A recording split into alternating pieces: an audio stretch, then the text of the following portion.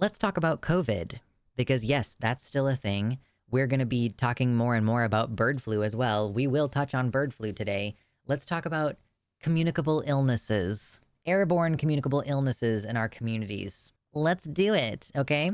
So, one thing that I want to point out to start with here is that the FDA has now said that it is indeed preparing for an outbreak of H5N1. Oh man. We have seen at least a couple of cases of H5N1 in humans. Usually it's humans who work with cows because it's bird flu, but we're seeing instances of cats catching it and dying from it. We know that there is bird flu in cow's milk, like cows have it, although pasteurization is allegedly supposed to kill the virus, but at least one expert in bird flu that I have read comments from says that he is not drinking cow's milk or like cream or any similar products until we have more evidence that it's not going to harm people. There's different strains there are different strains of H5N1, and some of them are more deadly than others. So it kind of seems at this point, looking at this Newsweek article, like bird flu could kill like 25% of the people that it infects. We've seen some strains of bird flu that have more like a 50% death rate. But so that's crazy high. Okay. And given how, at least in my country, the US of A, at least in my country, the way that we've handled the COVID pandemic, which is not over. I know sometimes I post about COVID and then there's people in the comments like, oh, wow, you're still talking about COVID? Like, yeah, like COVID is still killing like 1,000 Americans per week. So, and it has permanently disabled like 4 million plus people. Those are lowball estimations, right? So yeah, it's still a problem. And we need to talk about how to deal with public health because COVID is not the only virus. It's not the only thing that can kill people. It's not the only thing that can disable people permanently. We've seen babies getting RSV very shortly after being born, being hospitalized, being on intensive treatments. And who the hell knows how that's going to affect their lung function permanently. Like flu can be deadly. Like in America, we do not take enough precautions around even the flu. We think of the flu as like a thing. It's almost like we think of it as a cold, but flu kills people. We should be wearing a respirator anytime we have symptoms. Even if you think it's just allergies, you should still be wearing a respirator. And also if you wear a respirator, then your allergy symptoms will be less intense. But whatever, I'm not going to tell you how to live your life. Except that I will say you definitely should be wearing a respirator anytime you leave the house. By respirator, I mean an N95 or higher, like at least that level of protection. I wear an N95. I go to the gym 4 days a week, and I haven't caught COVID since like the Delta wave. Or actually, no, that's not true. I caught COVID during the Eris wave because I was doing Renaissance Festival and someone that I had to come in close contact with was very obviously sick. Whew, I was annoyed. Thankfully, that was a pretty mild infection, but it was a mild infection because I'm vaccinated.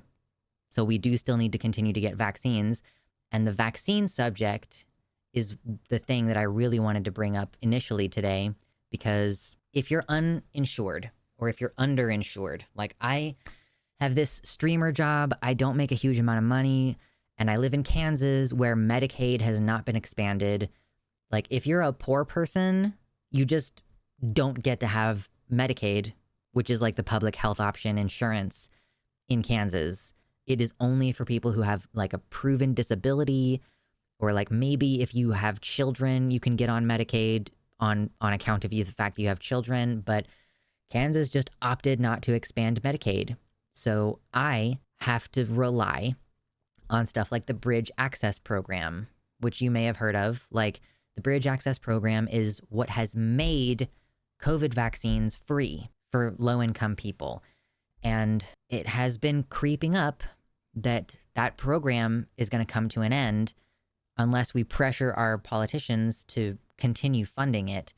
And last year, when I went to get my bivalent booster, I tried to get the bivalent booster, and the first pharmacy I went to did not participate in the Bridge Access Program, and they were going to charge me more than $100 to get a vaccine against a BSL-3 pathogen, a biosafety level 3 that gives people MECFS, which means you cannot get out of bed anymore, and gives people like so much immune damage that they develop AIDS. You know, HIV, human immunodeficiency virus? Well, HIV doesn't kill you directly.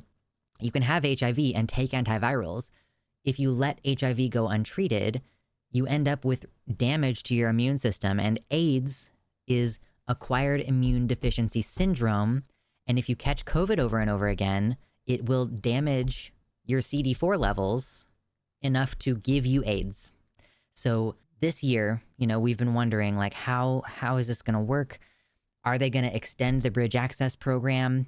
No, they're not. Hey, you should like, comment, and subscribe. And you can hit up the Patreon or maybe buy one of these hoodies that I'm wearing because it's good merch. Do it. Do it for the cat. Do it. Do it. Originally, they were going to say, you know, we're going to make sure that you still have access to this until December. However, now it's going to end in August. And the reason why I'm particularly spicy and particularly annoyed about that is that, I don't know if you've paid attention the last couple of years, but the new booster comes out. Like they're working to develop boosters that are continuing to protect against new variants, because this is a rapidly mutating, like immune avoidant virus. It keeps like getting around your immune system. There's a reason why you can catch COVID twice in 1 month, because A, there are like dozens, if not hundreds at this point, of different variations of it, different variants. But like it also can circumvent your existing like immune response that you have.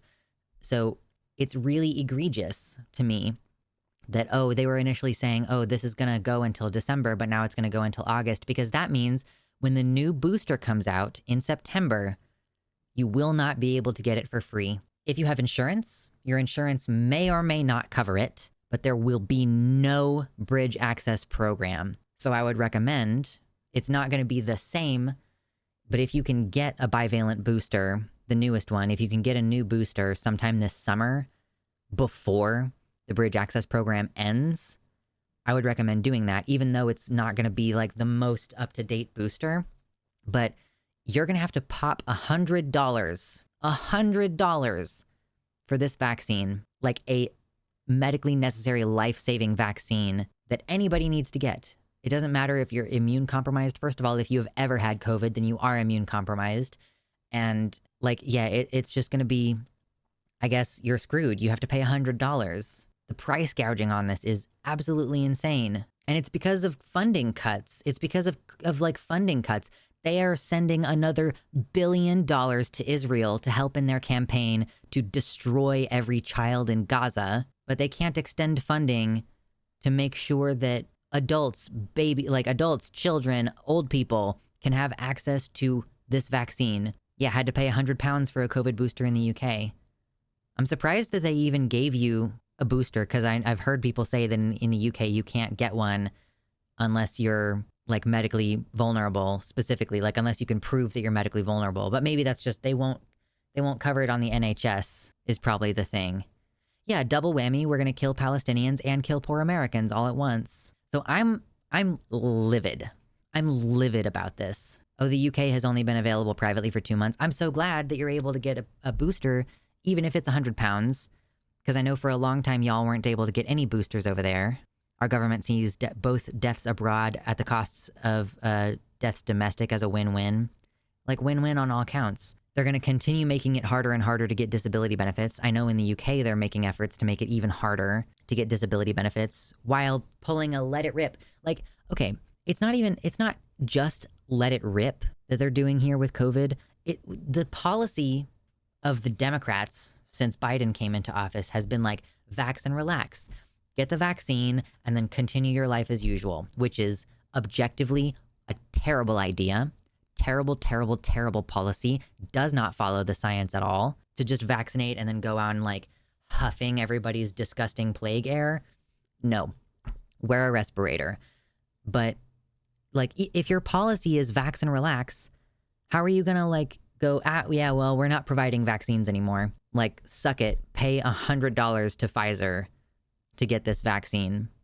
It's already confusing and upsetting to me that the flu vaccine is something you have to pay for if you don't have like insurance, you know? Like, you think if I could afford insurance, you think I would maybe be buying it? Like, do you, like, I guess $100 for a COVID vaccine twice a year is less expensive than $400 a month for insurance. So it's still sort of preferable, I guess, to me, because I cannot afford that. Like, y'all, I make my money off of donations. Y'all know basically how much money I get. If you know, if you super chat, you know I'm getting your super chat money. If you give a gift donation through the website, like, that's my income. And Patreon, you know, Patreon is pretty reliable and it's nice to get it. But like, you know, I don't make a ton of money. Like, the expectation that in order to be safe, in order to be able to breathe the air, I have to pay $100. This is, we're entering that phase where you're going to have to start buying cans of air. This is just like the less direct, the less poignant version of that. We're like, yeah, I'm having to pay $100 to be able to breathe the air along with everybody else without catching an oncogenic virus. And at the same time, in places like Ohio, they have laws where you're not allowed to wear masks. Or I guess maybe it's more specifically like if you are committing a crime and you're wearing a mask, that increases the severity of the crime. But it's a felony crime to wear a mask. There are people in Ohio who are being arrested at protests, being charged with a felony for wearing a, quote, disguise, citing a 1953 law. There are more laws trying to pass in other states, but like 2 pro-Palestine protesters were arrested outside of Xavier University, scheduled for arraignment Monday. Let's see. They are charged with criminal trespassing, which is considered a misdemeanor, but they also violated the, quote, prohibition against conspiracy while wearing disguise statute. This makes it a felony to commit a crime, even a misdemeanor, with 2 or more other people while wearing masks. And I've seen people talking on Twitter about, like, this law has not been enforced like this, even for bank robberies. This is one of those laws that's considered completely, you know, oh, it technically exists on the books, but like, it's one of those ones that we don't enforce. It's like anti-sodomy laws. Technically, it's illegal in certain states. Like, I think Kansas might actually still have an anti-sodomy law. Like, it's illegal to do anal sex in places with anti-sodomy laws, but they just kind of don't enforce those laws anymore. And this is proof that with, you know, these wild laws that kind of don't make any sense in the modern day, they're going to enforce them when it's convenient. Upgrading like the charge misdemeanor trespassing to a felony charge because these people were wearing respirators in an attempt to minimize the spread of COVID. And also, like, yeah, I personally think that it's not, like, it shouldn't be, oh, if you're at a protest and you're wearing a mask, that, you know, increases the crime that you're committing. Yeah, like the whole F the police thing, like, I don't want you to see my face. I don't want you to know. And I don't know where the post is. I don't know if I saved it, but I did recently see that some arrests were being made on these college campuses, and the cops were like pushing these people down to their knees in front of the Fox News cameras and ripping off their face masks to expose them to an audience of people who are increasingly violent. So yeah, like, COVID's still running rampant. We have HSV, we have flu. H5N1 is probably about to break out into the human population on a broader scale, especially because sales of raw milk have increased since the news has come out that there is bird flu in raw milk, and there are fragments of bird flu in pasteurized milk. But like, people are deliberately trying to catch these diseases. That people are out there going like, I'm going to continue going to restaurants. Like, I'm not going to stop living my life because you want to exist in public. I did see someone just post like that. I don't know. Yeah, this tweet, I refuse to give up living so you can exist. This person is like, I will go to restaurants and stuff, and I think that you don't deserve to exist, and my right to do that, to go to restaurants and do all this stupid stuff, supersedes your right to literally exist. These are the people that we're supposed to be sharing a country with. But don't worry, you won't have to share a country with them for much longer. You know, if we continue to take COVID precautions, which I hope anyone in my audience still does, I'm judging you if you don't. You know, these people are going to keep huffing disgusting plague air. They're going to permanently disable themselves. They're going to permanently disable their children. They're going to lose lung function. They're going to get ME/CFS and be unable to get out of bed. Or maybe they'll die from a secondary infection because their bodies can't fight off anything. Again, HIV gives you AIDS, and usually it's because you catch some other illness and your immune system does not have the ability to fight it off. Like, these people don't want to live in a society with us. These people want us to die. They would rather we die so that they can continue sending their kids to school and going out to drinks with their friends and partying and, licking doorknobs and toilet seats. They're living their best life. And the government policies increasingly are in line with this eugenicist policy. And people think they're immune to the complications that are inevitably going to arise as though they're never going to become disabled. Like, these people who are mostly healthy most of the time seem to believe that, this viewpoint they have where they're like, well, if you're medically vulnerable, then you should just die. Like, well, babe, that's going to be you someday. If you live long enough, you're going to become disabled. You're going to become old. This is like how we define old age, is by you gradually losing the ability to do things, including having the ability to fight off these illnesses. And our government is going to make it illegal to wear masks. Businesses are putting up signs in their window saying, we won't serve you if you have a mask. Well, I don't know if they outright will not serve you, but I did see a sign on a business recently that said, if you want to wear a mask, come to the front desk so that we can assist you through your... And it's basically like, oh, so they're going to follow you around. It's kind of like racial profiling. It's not exactly like racial profiling, but basically, we're going to accompany you through the entire store just in case you're trying to conceal your identity so that you can steal something. As though the police catch shoplifters anyway. Like, how often do police actually pursue theft and solve the crime? Vanishingly few opportunities. Like, vanishingly few times do they actually pursue things. I've seen people find their own stolen car. Like, they do the work to find their own stolen car because cops are basically just like, meh, we don't care. Go f yourself. Like, we don't give a shit. You think that you can get past their sociopathy by appealing to their self-interest, but you forget that they're stupid on a level I have no words for. I don't think that you can appeal to these people. I think these people who are like, I refuse to give up living so you can exist, if they hope that I die, I hope the same for them. Like, good. Huff plague air, take public transit, go to parties, make out with strangers. Keep doing it. Please. Please. Yeah, Demon Mama had a whole story about when their car got stolen and like their family car got stolen and they all had to do the work themselves to find it.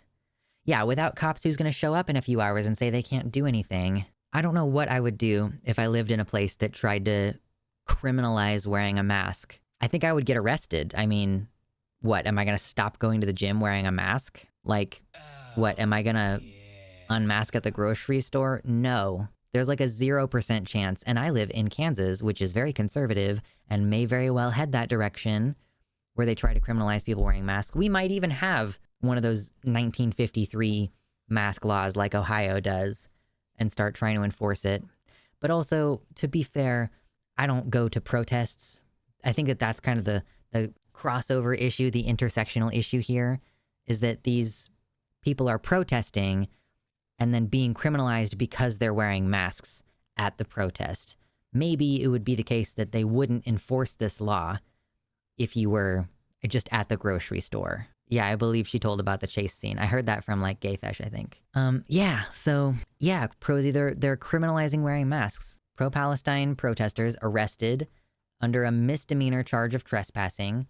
And the charge they are also being charged with a felony because of the prohibition against conspiracy while wearing disguise statute. So if you commit a crime, even if it's a misdemeanor, along with 2 or more people while wearing masks, then you've committed a felony. I feel like usually we're accustomed to disagreeing with people who still want the same things we do, like better lives for most people, if possible.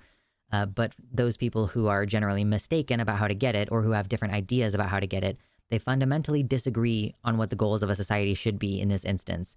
Death and suffering of people who inconvenience them is good. Death and suffering of people who annoy them is good. Death and suffering of people who exist in a way they dislike is good. There's no argument to be had there. Yeah, there's no convincing these people. There's no trying to get, like, There's no living in a society with these people. You just have to let them get sick over and over again until they can't leave the house anymore.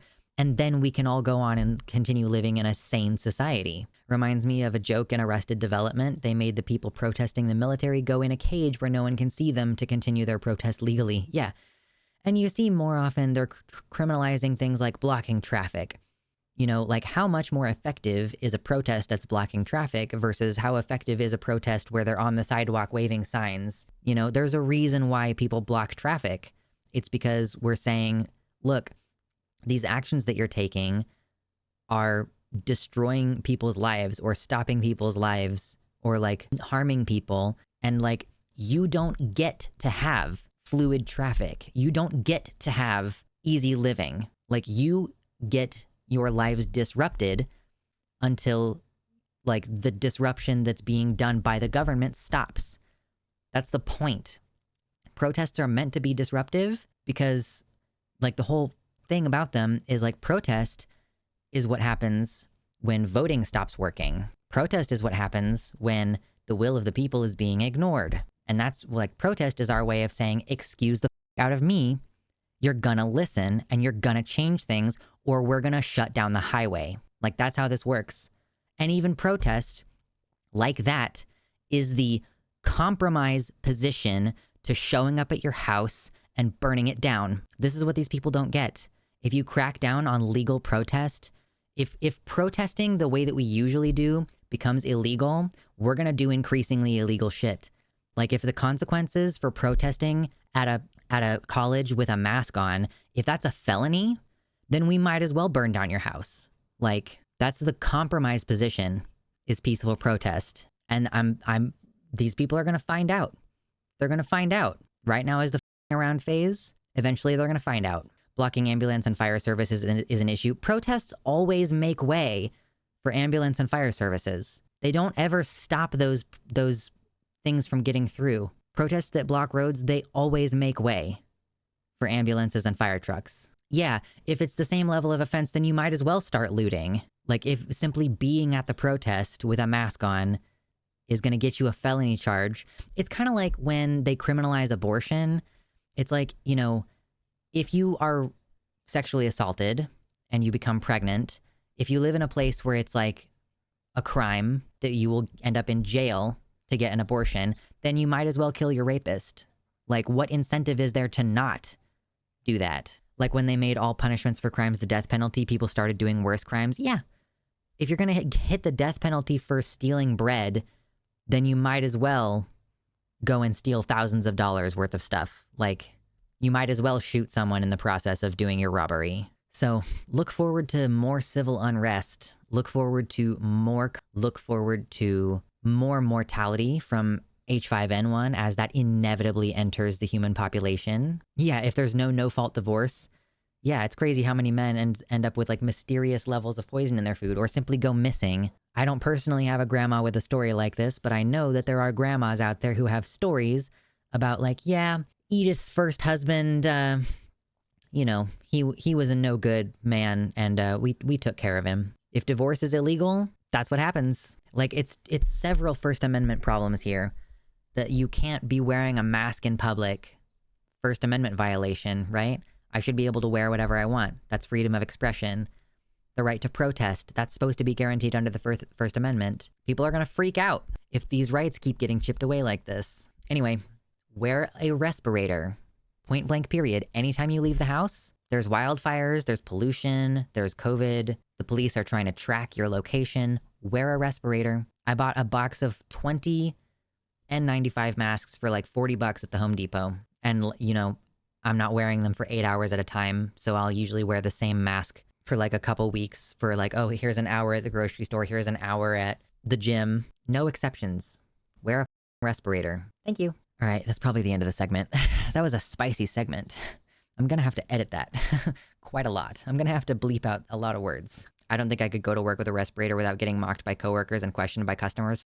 And why do you care about being mocked or questioned? Just like you can just lie and say your mom has cancer. I really don't understand the social pressure angle on this. If you're in a place where you might get assaulted if you're wearing a mask, then my recommendation is don't go outside. But like, if what you're dealing with is just social pressure, suck it up. Deal with it. It's not that big of a deal. How did you survive high school? Getting mocked and questioned, babes, I'm literally transgender. Yeah. Maybe I'm just built different. Thank you so much to all of my patrons, especially Tiago Nascimento, Mersh Rolvog, Michelle Frateroli, Amanda B., Michelle Winter, Wellington Marcus, Danielle McDonald, DZXN, Suzanne Maynard, Spooky Heather Sylvia, Ella V. Nobody, Pastel Infinity, Jamie Jam, Nova, Sojo, Elizabeth Bartell, Kevin Young, Athiette, Celeste, Desi Quiche, Liam Hodgson, Mr. Atheist, and Jack.